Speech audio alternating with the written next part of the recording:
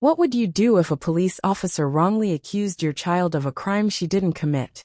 How would you react if that same officer, full of prejudice, realized he'd made the biggest mistake of his life? In a quiet town, a young black girl finds herself arrested by a cop who judges her guilty simply by the way she looks. But when the truth comes to light, it sends him spiraling down a path he never expected. One that will challenge everything he thought he knew about justice, community, and himself. What happens next will leave you questioning how we see one another, and how far someone can go to right their wrongs. But before we dive into today's story, where are you tuning in from? Share your location down in the comments, and don't forget to subscribe, so you never miss out on our newest content. The sun was just beginning to dip behind the row of trees lining Broad Street, casting long shadows over the small town of Alderwood, Missouri. Officer Jake Hardin leaned back in his patrol car, one hand on the wheel, the other rhythmically tapping the edge of his radio. Another night, another shift. The town was quiet, almost too quiet. He loved it that way. It made him feel like he was in control. For years, he had patrolled these streets, a fixture of law and order. The hum of the streetlights flickering on was his cue that it was time for another uneventful shift, just the way he liked it. Jake was the kind of cop who took pride in being firm, unbending. He had a reputation for being thorough, for not tolerating excuses. In his mind, Alderwood needed that. The world outside may have seemed to spiral out of control, but not here. Not as long as he was on the job. He was the town's protector, its unyielding shield. As he drove past the local convenience store, something caught his eye. A little girl, maybe 8 or 9, was sitting alone on a bench outside. Her legs swung back and forth as she nibbled on a small pack of crackers. She wore a faded pink dress, her dark curls tied into a neat ponytail. She looked out of place, like she didn't belong there. Nervously, she glanced around, her eyes darting from side to side. Jake frowned. There were no adults in sight. A child alone near a store. Something didn't sit right with him. What if she'd stolen those crackers? Kids, after all, weren't beyond a little troublemaking. His grip tightened on the steering wheel. He had seen it too many times. Kids getting into trouble, while their parents were nowhere to be found. The familiar sense of duty stirred inside him. It was his job to keep the peace. And if that meant stepping in before something escalated, so be it. With a swift motion, Jake pulled his patrol car to a stop and got out, his boots hitting the pavement with a purposeful thud. He walked towards the girl, his eyes narrowing. Her head snapped up as his shadow fell over her, and he could see the uncertainty in her eyes. "Hey there," he said, his voice steady but carrying an edge. "Where are your parents?" The girl swallowed hard, clutching the crackers tightly. "My mom's inside," she said, her voice soft, almost pleading. "She's shopping. She said I could wait here." Jake glanced behind her at the store. The evening rush had brought a crowd inside, people bustling about, shopping carts clattering, kids running through the aisles. There was no sign of the girl's mother. And those crackers? He couldn't just let it go. "Did you pay for those?" Jake asked, his gaze fixed on the package in her hand. The girl's eyes widened, her voice trembling. "My mom gave them to me," she said, shaking her head. "I didn't take anything. I promise." Jake's suspicion deepened. Something about the way she spoke didn't sit right with him. Her nervous glance at the store entrance, she was waiting for someone. But Jake wasn't convinced. He crossed his arms over his chest, towering over her. "Let's be honest here," he said, his voice hard. "Did you take them from the store without paying?" Tears welled up in the little girl's eyes. "No, sir," she whispered, shaking her head frantically. But Jake had already made up his mind. Without another word, he grabbed her arm and pulled her off the bench. "Come on," he said, his voice now a little sharper. "We'll wait for your mom inside. You can explain it to her there." The girl started to cry, her small body trembling with fear. "Please, I didn't do anything wrong," she sobbed, clutching the crackers tighter. "My mom's coming back. I promise." Jake didn't let go. His job was to enforce the rules, to keep order. His grip was firm as he led her towards the store, ignoring the curious stares of the people around them. The store was a whirlwind of activity, the buzz of voices, the beep of registers, the clatter of shopping carts filling the air. Caroline Grant, lost in her thoughts as she checked off her grocery list, was distracted by a commotion near the front of the store. Her eyes widened in horror when she saw Jake leading her daughter, Mia, into the store. Her heart sank. Without a second thought, Caroline rushed towards them, abandoning her cart in the aisle. She dropped to her knees, her hands reaching for Mia, wiping the tears from her little girl's face. "Mia, what's going on? What happened?" Caroline asked, her voice tight with fear. Mia clung to her, her sobs muffled against her mother's chest. "Mommy, I didn't do anything," she whimpered. "The man thinks I stole the crackers." Caroline's fury flared. She stood, her voice rising in anger as she shot a look at Jake. "She didn't steal anything," she snapped. "I gave her those crackers. What do you think you're doing?" Jake stood his ground. He was convinced of his actions. "I saw a child sitting alone outside the store. She seemed nervous," he said, the words coming out cold, clinical. "I had reason to believe she might have taken them." Caroline's face flushed red with rage. "You had no reason to lay a hand on my daughter," she said, her voice trembling with anger. "She's 9 years old. For God's sake, she was just waiting for me." The small crowd that had gathered began to murmur, some looking confused, others clearly concerned. The whispers grew louder, and Jake felt the weight of their judgment bearing down on him. But he didn't flinch. "Not yet. I'm just doing my job," he said, his voice clipped. "Safe." Caroline's voice cracked with disbelief. "You're treating innocent children like criminals. My daughter isn't a threat to you or anyone else." Before Jake could respond, a voice from the crowd broke through the tension. "This is wrong. Let the kid go." The store manager and a couple of employees had arrived, and the pressure on Jake intensified. The murmurs around him swirled, but Jake didn't back down, at least not yet. As Caroline knelt to comfort Mia, Jake's resolve started to crack. The weight of the moment began to sink in. Had he really done the right thing? His grip loosened on Mia's arm, and for the first time, doubt gnawed at him. Caroline stood up, her eyes blazing with fury. "I'm filing a formal complaint," she said, her voice icy. "This is unacceptable." Jake clenched his jaw, struggling to maintain his composure. "You have the right to do that," he replied stiffly, though the words felt hollow. "I was just doing my job." Caroline didn't respond. She simply turned and walked out of the store, her daughter in tow, leaving Jake standing there alone. The crowd's judgment was unmistakable. Days passed, but Jake couldn't shake the image of Mia's tear-streaked face. It haunted him, gnawing at his conscience. The whispers around town grew louder, and the complaint filed against him reached the police chief. Sitting in a cold office, Jake faced the stern gaze of his superior. "Jake," the chief's voice was heavy with disappointment. "We've had a formal complaint filed against you. Racial profiling." "A little girl, Jake. What were you thinking?" Jake's mouth went dry. Racial profiling? He hadn't even considered it that way. It was about protocol. Suspicion. But the chief wasn't buying it. "You're suspended until further notice," the chief continued, his tone final. "There's an investigation underway. You'll need to attend sensitivity training. And depending on the outcome, there may be more consequences." Jake nodded numbly, his mind reeling. The badge that had once given him purpose now felt like a weight too heavy to bear. The sensitivity training was supposed to be routine, something he could breeze through. But as the days went on, it began to shift something deep within him. The stories, the examples, they all started to feel painfully familiar. He thought back to Mia, the assumptions he had made about her. What if he had been wrong? What if his instincts weren't as infallible as he'd always believed? By the end of the training, Jake wasn't the same man who had walked in. He had been forced to confront something ugly inside himself, something he had long ignored. But the real test came when he was sent to volunteer at a local community center, as part of his suspension. Jake had never been one for community outreach. He was a cop, not a social worker. But now, with no other choice, he found himself at the local food bank, wearing civilian clothes and feeling completely out of place.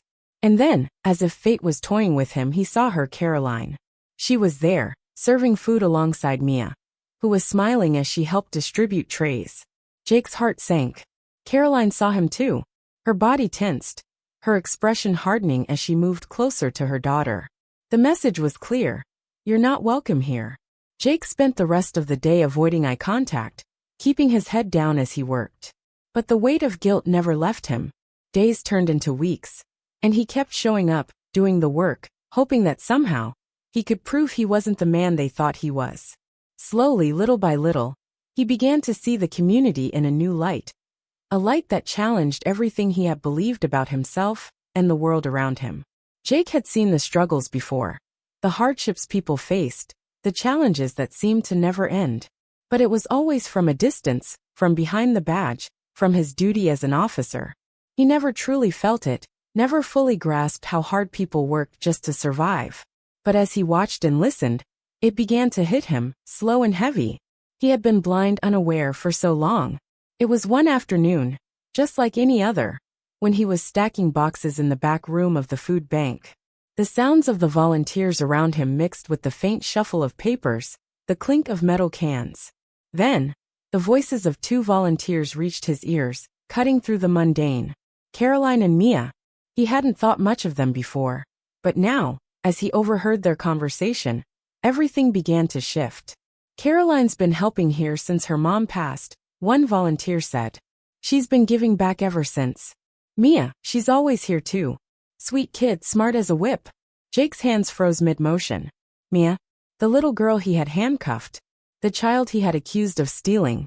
She was a volunteer, helping people in need selflessly day after day. The realization hit him hard, like a sucker punch to the gut. All his assumptions, all his judgments, they had been wrong, so terribly wrong. His body tensed, his hands trembling as he carefully set the box down. How had he missed this? How had he not seen who Mia really was? The weight of it all bore down on him, as his mind replayed the conversation over and over. Caroline and Mia weren't just some passing family. They were pillars of this community. They had been giving their time, their energy, their hearts to help others, while Jake had judged them, assuming the worst. And Mia, how could he have missed it? She was just a child, innocent, kind, and yet he had treated her like a criminal. Jake's stomach churned with guilt, a tight knot of regret settling in his chest. How many other people had he misjudged? How many had he turned a blind eye to? All because of his own biases. That night, as he sat alone in his small apartment, the darkness outside barely creeping in through the window, Jake's mind swirled. He stared at the blank wall in front of him, trying to process everything. For years, he had believed that he was the protector of the town, the one who kept the order, who saw everything clearly in black and white. But now he wasn't so sure. Life wasn't simple. People weren't simple. They weren't just problems to solve, or threats to neutralize. They were real, complex, and human. He had missed all of that. Jake stood abruptly, the chair scraping harshly against the floor. He couldn't stay in this turmoil any longer. He grabbed his jacket, stepped out the door, and walked aimlessly, the weight of his thoughts heavier than his steps. He didn't know where he was going, but he couldn't stay locked in his mind, caught in this web of guilt and confusion. The next day, he returned to the community center, unsure of what awaited him. He hadn't seen Caroline or Mia since that conversation. Part of him hoped they wouldn't be there, that he could somehow avoid facing them, avoid facing his shame.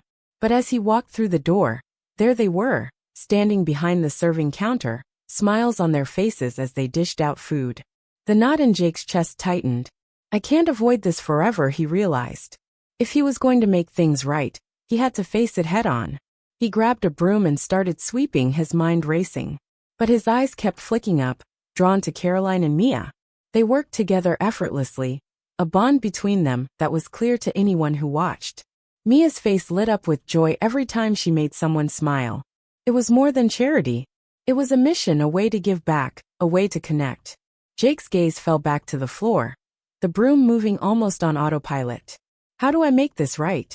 An apology seemed so small, so insignificant. But what else could he do? Before he could gather his thoughts, Caroline appeared. She stood before him, calm but firm. Officer Hardin, she said, her voice steady. Can we talk? Jake's heart pounded in his chest, but he nodded, his voice barely a whisper. Of course.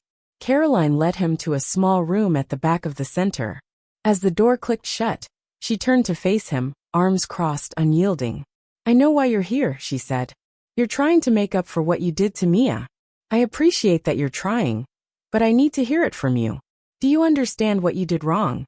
Jake swallowed hard, the weight of her words settling over him. He took a deep breath and for the first time, allowed himself to truly see his mistake. I made assumptions, he began, his voice shaky. I saw Mia sitting alone, and I jumped to conclusions. I thought she was up to no good. I didn't stop to listen to her, to really understand. I let my biases cloud my judgment, and I hurt her. I hurt both of you. Caroline's gaze remained steady, but she didn't interrupt. Jake pressed on, his voice breaking. I was wrong, Caroline. So wrong. And I know that saying sorry doesn't fix it, but I am sorry. I've been thinking about it every day since it happened, and I need you to know I'm going to do better. I don't want to be that kind of officer. I don't want to be that kind of person. There was silence, heavy and thick. Jake's heart hammered in his chest, waiting for her response. Finally she spoke, her voice softening just a fraction. I appreciate your honesty, she said. But it's not me you owe an apology to. It's Mia. Jake nodded, swallowing his guilt. I know, he said quietly. And I'll apologize to her too. But what can I do? How can I make things right? Caroline studied him, her eyes searching his face. After a long pause, she let out a sigh. Actions speak louder than words, Officer Hardin, she said. You want to make things right? Prove it. Keep showing up. Keep doing the work. That's how you make it right. Jake nodded, the weight of her words sinking in. He didn't expect forgiveness, but Caroline's willingness to give him a chance to prove himself felt like a lifeline he didn't know he needed. In the weeks that followed, Jake showed up day after day. He worked quietly, helping wherever he could, staying out of the way but always present. He hadn't worked up the courage to speak to Mia directly, but he was determined to earn her trust. Time passed and slowly, Jake began to notice a change. At first, there had been wary glances, whispers when he entered a room. But as the days turned into weeks, those glances softened. The whispers faded. People began to greet him, to nod in acknowledgement. He wasn't just the cop anymore. He was part of this community. Then one afternoon, as Jake restocked the pantry, Mia approached him. His heart skipped a beat. This was it, the moment he had both dreaded and hoped for. Mia looked up at him, her gaze curious. Mom says you're here to help, she said softly. Jake knelt down to meet her eyes. That's right, he said gently. Are you really sorry for what you did? Mia asked, her voice barely a whisper. Jake's chest tightened. He nodded, his voice thick with guilt. Yes, Mia. I'm really sorry. I didn't listen to you. I didn't treat you the way you deserved. Mia stared at him for a long moment, her expression unreadable. Then slowly she nodded. Okay, she said softly. I forgive you. Jake blinked, taken aback. He hadn't expected forgiveness, especially not from Mia. But hearing those words lifted a weight he hadn't realized he was carrying. Thank you, he whispered. Mia gave him a small smile before skipping back to Caroline. Jake stood there, a strange peace settling over him. He knew the road ahead was long, but in that moment, he had taken the first real step toward making things right. As the weeks passed, Jake became more involved in the community, helping where he could, listening to the stories of the people he served. He began to see them, really see them, not as problems, but as individuals with their own lives, struggles, and humanity. And then one day, Caroline approached him with a clipboard in hand. Officer Hardin, she said, a small smile on her face. I think it's time we took this to the next level. Jake raised an eyebrow. What do you mean? We're planning a community outreach event, Caroline explained. We want to bring everyone together, residents, police officers, everyone. It's about building bridges, showing that we're all on the same side. And we'd like you to help us organize it. Jake stared at the clipboard, disbelief and pride welling up in him. Me, he asked. Caroline nodded. You've been doing the work.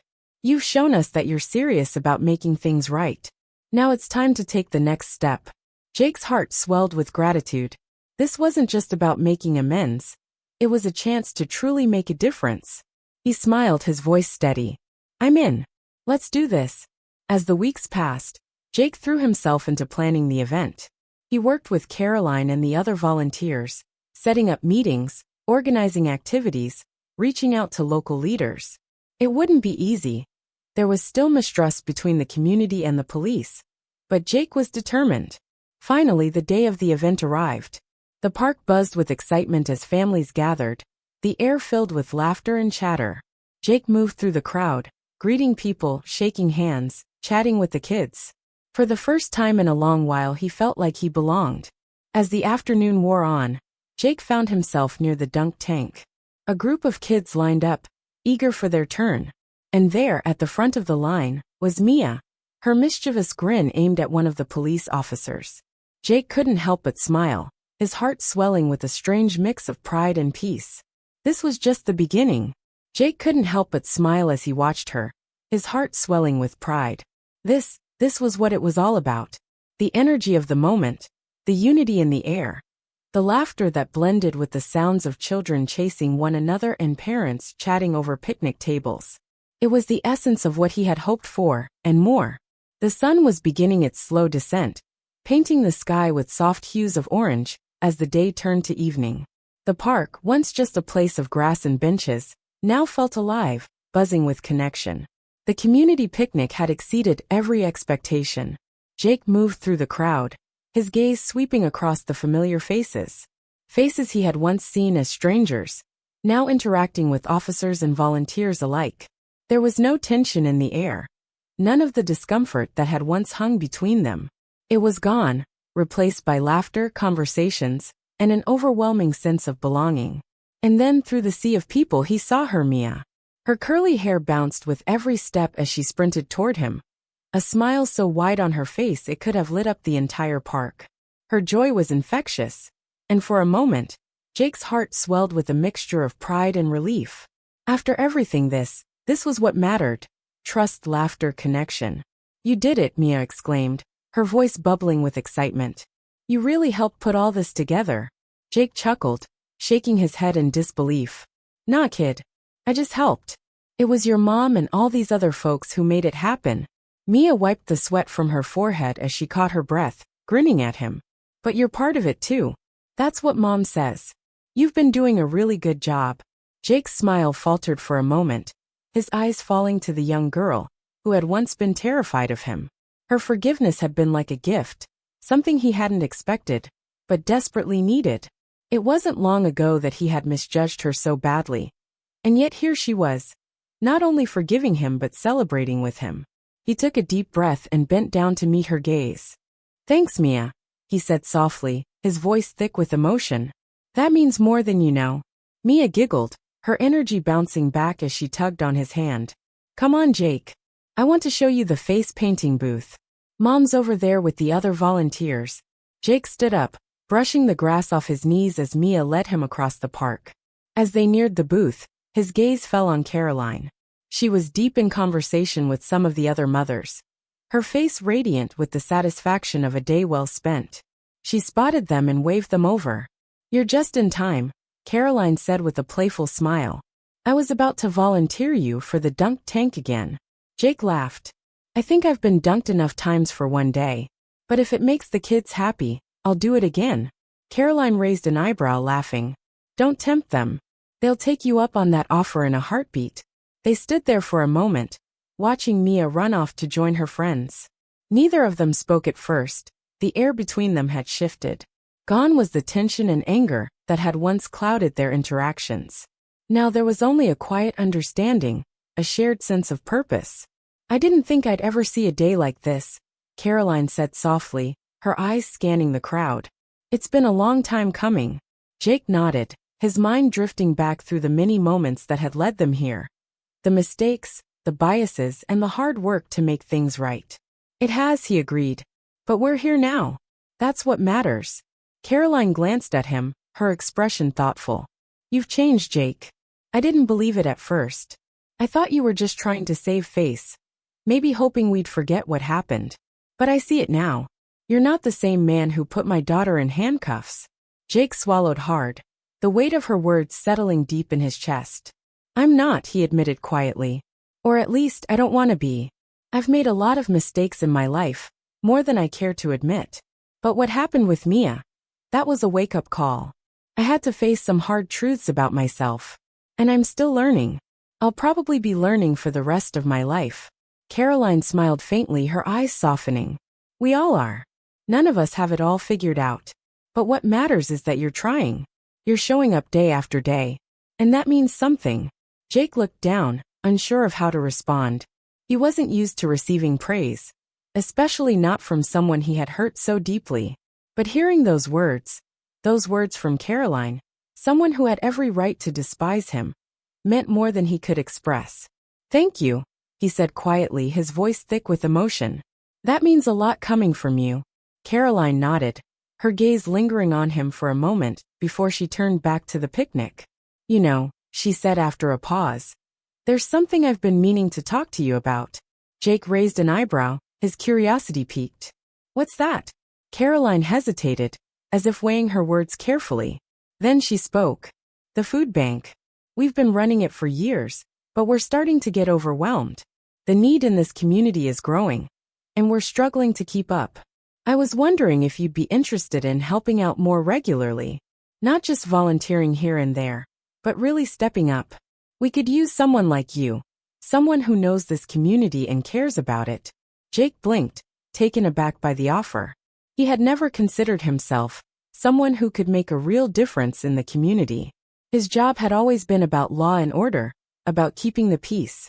But now, standing here, surrounded by people he had come to care about, he realized there was more to being an officer, more to being a member of this town, than just enforcing the rules. "I'd be honored," he said, his voice steady. "Whatever you need, I'm there." Caroline smiled, a genuine warmth in her eyes. "Good. We could use someone with your skills and your heart." Jake felt a surge of pride. For the first time in a long while, he felt like he was part of something bigger than himself, something that truly mattered. As the weeks passed, Jake's role in the community grew. He spent more time at the food bank, helping organize drives, distributing supplies, and coordinating with local businesses to secure donations. He was no longer just Officer Hardin, the stern, no-nonsense cop who patrolled the streets. He had become Jake, the man who was working to heal the wounds he had caused and build trust in a community that had once feared him. At the station, word of Jake's involvement spread. Some of his fellow officers were skeptical at first, but others were inspired by his transformation. Slowly but surely, one by one, they joined him. They volunteered at the food bank, supporting his efforts to make a positive impact. At first, there were whispers, doubts about whether Jake's change of heart was genuine. But as time passed, those whispers faded. Jake's actions spoke louder than any words could. Even the most skeptical officers began to take notice. One afternoon, as Jake was finishing up a shift at the food bank, Officer Maya Rodriguez approached him, arms crossed, a smirk on her face. "I've got to hand it to you, Jake," she said, teasing but not unkind. "I didn't think you had it in you." Jake raised an eyebrow, chuckling softly. "Had what in me?" "The whole community outreach thing," Maya replied, leaning against the doorway. "You were always the by-the-book guy. I didn't think you'd be the type to roll up your sleeves and get your hands dirty." Jake shrugged, a small smile playing at the corners of his mouth. "People can surprise you." Maya laughed, shaking her head. "Yeah, you're full of surprises lately. But I'll admit, it's working. You've got some of the other guys talking about getting involved. Maybe you're onto something." Jake nodded, feeling a sense of satisfaction. It wasn't about proving anything to his fellow officers. It was about doing what was right. But if his actions could inspire others to think differently, to approach their work with more empathy, then that was a win. "Thanks, Maya," he said, his tone sincere. "But this isn't about me. It's about the people we're supposed to serve." Maya's smirk softened into a genuine smile. "I hear you, and I respect that. Keep it up, Jake. The station could use more people like you." As Maya turned to leave, Jake stood there, reflecting on how far he had come. A few months ago, he never would have imagined himself in this position. Respected, not just for his ability to enforce the law, but for his commitment to the community. It was a humbling realization, and one that filled him with a deep sense of purpose. The following week, Caroline and Mia invited Jake over for dinner. It was a quiet Sunday evening, and the first hints of autumn began to settle over Alderwood. Jake arrived at their house, a mix of nerves and gratitude swirling within him. He hadn't expected to be welcomed into their home, not after everything that had happened. But here he was, standing at their doorstep, about to cross a threshold that meant more than just a meal. Caroline opened the door, her warm smile putting him at ease. "Come on in," she said, stepping aside to let him in. "Dinner's almost ready." Jake stepped inside, taking in the cozy lived-in feel of the house. The smell of home-cooked food filled the air, and he could hear Mia giggling in the other room, playing with her toys. "You've got a nice place," Jake said, glancing around. Caroline smiled, a touch of pride in her eyes. "Thanks. It's home." As they sat down to eat, the conversation flowed easily. Mia chattered excitedly about school, telling Jake all about her favorite subjects and the friends she had made. Caroline shared stories about her work at the food bank, and Jake listened, feeling more connected to them with each passing minute. At one point, as they finished dessert, Caroline leaned back in her chair, a thoughtful expression on her face. "You know," she said softly, "I've been thinking about that day at the store. About how everything could have turned out so differently." Jake's stomach tightened at the mention of the incident, but he didn't interrupt. "I was so angry at you," Caroline continued, her voice steady. "I didn't think I'd ever be able to forgive you for what you did to Mia. And part of me still holds on to that anger, if I'm being honest." Jake nodded, understanding. He didn't expect the anger to just disappear. It was justified. "But then I see you here," Caroline said, her gaze meeting his. "I see the work you've done, the way you've committed yourself to this community.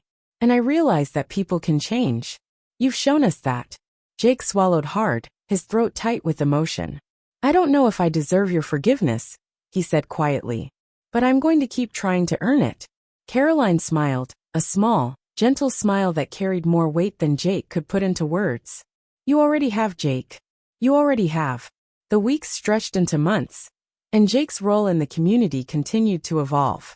He became a familiar face at the food bank, the park, and local events. People who had once avoided him now greeted him warmly, and kids who had once seen him as a figure of authority now saw him as someone they could trust. But the most significant change? It was within Jake himself. He had learned to listen, to really listen, to understand the fears, the struggles, the hopes of the people around him. He no longer saw the world in black and white. Instead, he saw the shades of gray, the complexity of human lives, and the importance of empathy in his work as an officer. One day, as Jake walked through the town square, he overheard a conversation between two teenagers. Sitting on a bench, Jake listened as the conversation around him unfolded, words spilling out between two teens, their voices full of energy and curiosity. They were talking about the upcoming community cleanup event, an initiative Jake had helped organize. It was a small step, but an important one, a reminder of how far he'd come. "That Officer Harden guy," one of the teens said, his tone casual. "He's actually pretty cool." Jake's heart lifted slightly as he heard the words. This was the kind of recognition he never expected. "My little brother got sick," the other teen chimed in, her voice softer now. "And he dropped off food for us last week. Can you believe that?" The first teen nodded. "Yeah, he's been helping at the food bank for a while now. I heard he's the one who started the outreach program with the cops." A quiet smile tugged at Jake's lips as he walked past them, his heart light. This was the real work. Not just keeping the peace, not just enforcing rules, but building something far greater.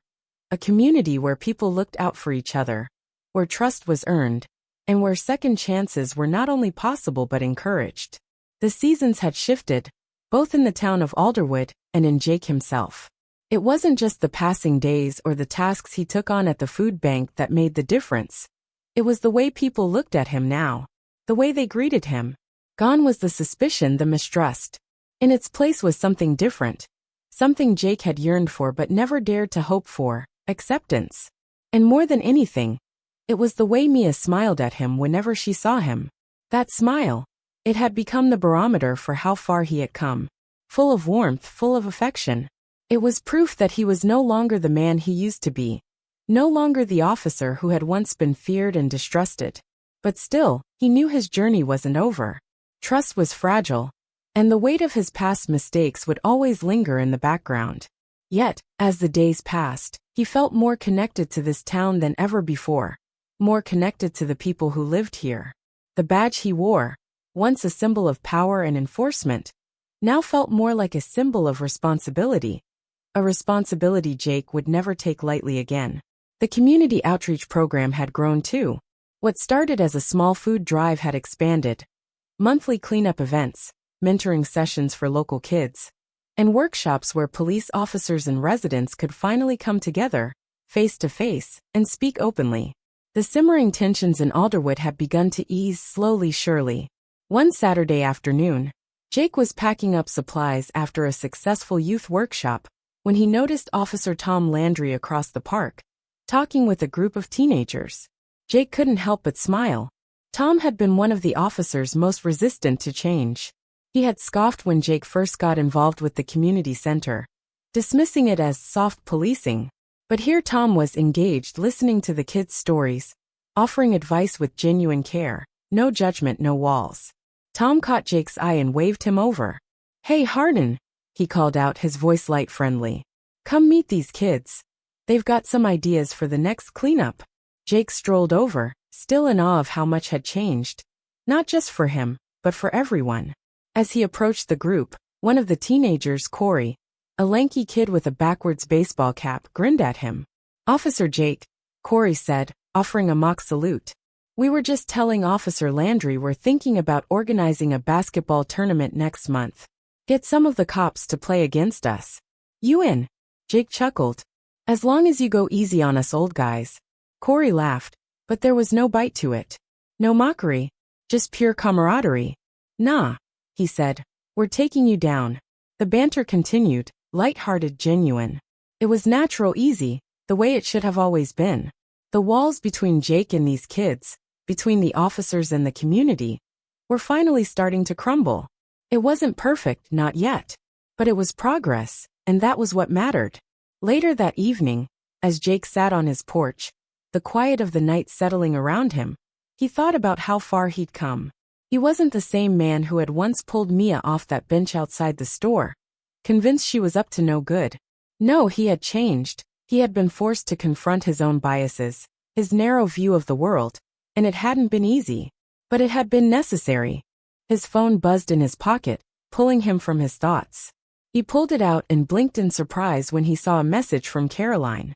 "Hey Jake," the text began. "I wanted to thank you again for all your help today. The kids really look up to you, and I know Mia does too. I don't think I ever told you this, but she's been talking about wanting to be a police officer when she grows up. She says she wants to help people the way you do." Jake stared at the screen, his heart swelling. Mia, wanting to be a cop? After everything he had put her through? After all the fear and confusion he had caused? It felt almost surreal. His fingers trembled slightly as he typed a response. "Thanks, Caroline. That means more to me than you know. Mia's an incredible kid. She's going to do great things, no matter what she decides to do." The reply came quickly. "She's lucky to have someone like you in her life, Jake." Jake sat there for a moment, letting the words sink in. He had spent so long trying to make amends, trying to prove that he was more than his mistakes. But in that moment he realized something. He didn't need to prove anything anymore. He had earned their trust. He had already shown them who he truly was. And for the first time in a long while, Jake allowed himself to feel proud. Weeks later, the community held its biggest event yet, a block party spanning several streets, drawing hundreds of residents. Music filled the air, food stalls dotted the park, and games brought laughter that echoed down the streets. For the first time, there was a real sense of unity between the police department and the people they served. Jake stood near a food stand, watching families mingle with officers, laughing and chatting as if the barriers that once divided them had never existed. He spotted Tom Landry tossing a football with a group of kids, and Maya Rodriguez helping teenagers paint a mural. Everywhere he looked, there was connection, understanding, hope. As Jake made his way through the crowd, exchanging smiles, he saw Mia near the dunk tank with a group of kids. She waved him over, her face lighting up with excitement. "Jake," she called out, "you've got to get in the dunk tank again. Everyone's waiting to dunk you." Jake laughed, raising his hands in mock protest. "Again? I've already been dunked 3 times today." Mia grinned mischievously. "One more time. Come on, it's for charity." Jake sighed dramatically, but deep down he didn't mind. This, right here, was what it was all about. Being part of something bigger than himself. Being there for the people who needed him. And showing them that he wasn't just Officer Hardin anymore. He was Jake. Their neighbor. Their friend. He climbed into the dunk tank, seeing Caroline standing nearby, smiling, giving him a thumbs up. Jake smiled back. "All right, Mia," he called out, settling into the tank. "Let's see what you've got." Mia took her turn, winding up and tossing the ball with all her might. The loud splash that followed sent Jake into the cold water, the crowd erupting in laughter and cheers. As he climbed out, dripping wet but grinning from ear to ear, Jake felt something shift within him. The guilt, the shame, the weight of his past mistakes, they hadn't disappeared. But they didn't control him anymore.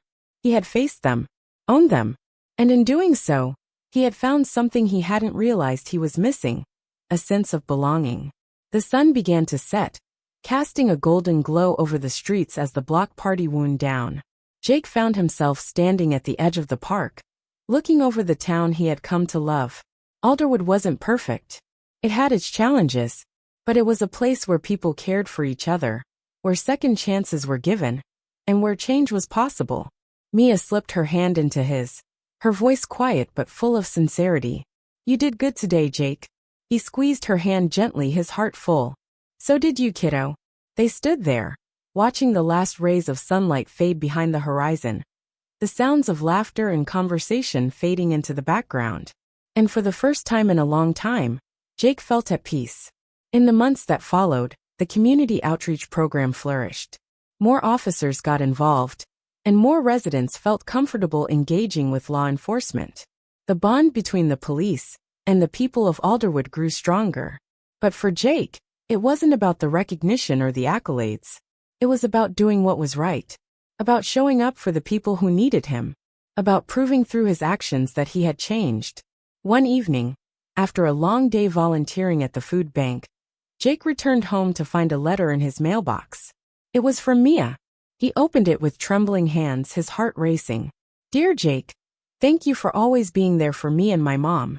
You've shown me what it really means to help people. I know I used to be scared of you, but now I know you're one of the good ones. I want to be a police officer, just like you when I grow up, because I want to help people the way you do. Love, Mia." Jake stared at the letter, his vision blurring as tears welled up in his eyes. He had come a long way, but hearing those words from Mia, that was everything. That was the true measure of his journey. He folded the letter carefully, placing it close to his heart, a reminder of how far he had come. The weight of his past mistakes no longer felt like a burden, but a lesson about growth, empathy, and the power of second chances. Jake Hardin wasn't the same man who had once seen the world in black and white. He was someone who now understood the shades of gray, who saw people for who they truly were, and who had learned, through hard lessons and deep reflection, that every person deserved respect, kindness, and the chance to be seen. And in the end, that was the greatest lesson of all.